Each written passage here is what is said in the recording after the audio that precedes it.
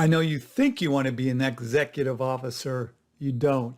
Sally is an executive officer listed in our annual report. I'm just as important as her. Maybe, dude, but you do not want to be listed in that report. Trust me. Today on Zippy Point.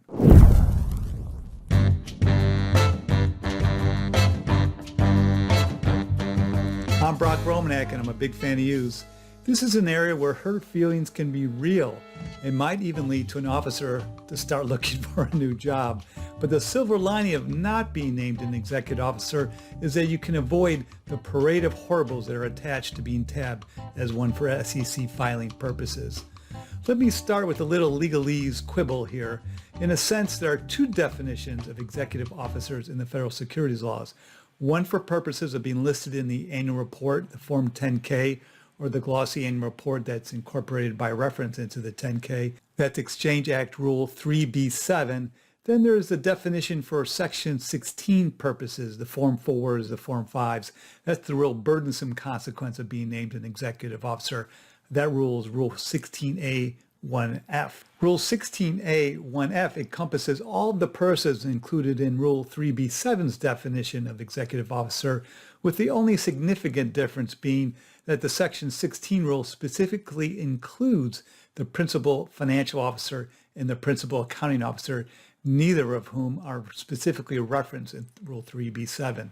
The result is that the two lists of officers is almost always identical, with an occasional exception of a chief accounting officer who might not be considered an executive officer for the 10-K purposes, but who's always considered one for Section 16. But that rarely happens. The PAO typically is an executive officer for 10-K purposes too. Here are 4 reasons why you don't want to be named an executive officer. 1, Section 16 reporting.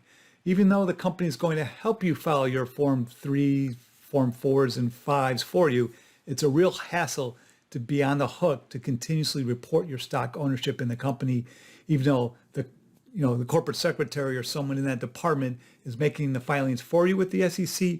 You still need to provide the data for them to fill in those reports. That's a pain in the butt. 2, the public can view your ownership. So not only is the actual reporting a hassle, but the public gets insight into how much wealth you have, at least your slice of wealth as it represents ownership in the company that you work for. No bueno. That's because these Section 16 filings of Form 4s and 5s, they're getting filed with the SEC and they're publicly available on the SEC's Edgar database. And your ownership is actually closely watched. There's actually a cottage industry of investors who track how insiders are buying or selling stock in the company as a signal for those insiders' belief about how the company is doing. So these investors believe that they get a kernel of some sort of inside information by watching the trends of how insiders are trading in their own company's stock. Makes sense. Number 3, Section 16 liability. Even worse than the hassle of reporting and having that data out there is the risk that you violate Section 16B with a short swing trade within 6 months, in which case, if you found out that you do that, you have to disgorge the profits. You have to go through a lawsuit. Being sued is no fun. This is a provision that's not actually enforced by the SEC, but it's enforced by plaintiff's bar. So private lawyers watch how you're making your Form 4 filings, finding out if there's a match. And as soon as there's a match, they file a lawsuit and look, because they get a third of the recovery. So like I said, being sued is no fun. And Section 16B is a strict liability statute. Number 4, insider trading policies. You might, as an executive officer now, you might find yourself barred from trading in your own company stock for most of the year, because when you become an executive officer, that's different than being a named executive officer. That's the subject of another Vid-Guide, a named executive officer. But being just an executive officer, most companies have insider trading policies where that class of officers has specific blackout periods that automatically apply to them. And that gets pretty restrictive about when you can trade. So if you need to buy a new house, put your kids through college, you have to time your trades, your sales in the company's stock to get the money to take those actions. You have to look for those windows. of when trading is available to you.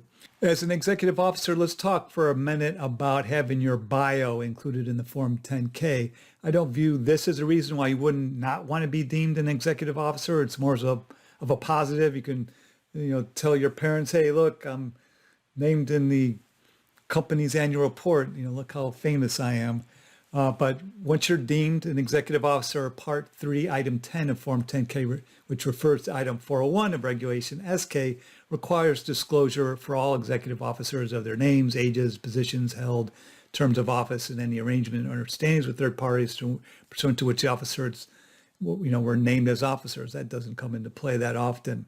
So anyways, here's what this disclosure looks like in Microsoft's 10K. And as permitted by the SEC's rules, some companies decide to provide these 10K disclosures by incorporating them by reference from their glossy annual report, and in some cases from the proxy statements. It's not so common for companies to have their officer bios in proxies, unless those officers happen to be also sit on the board of directors, in which case, as an inside director, their bio would be in the proxy.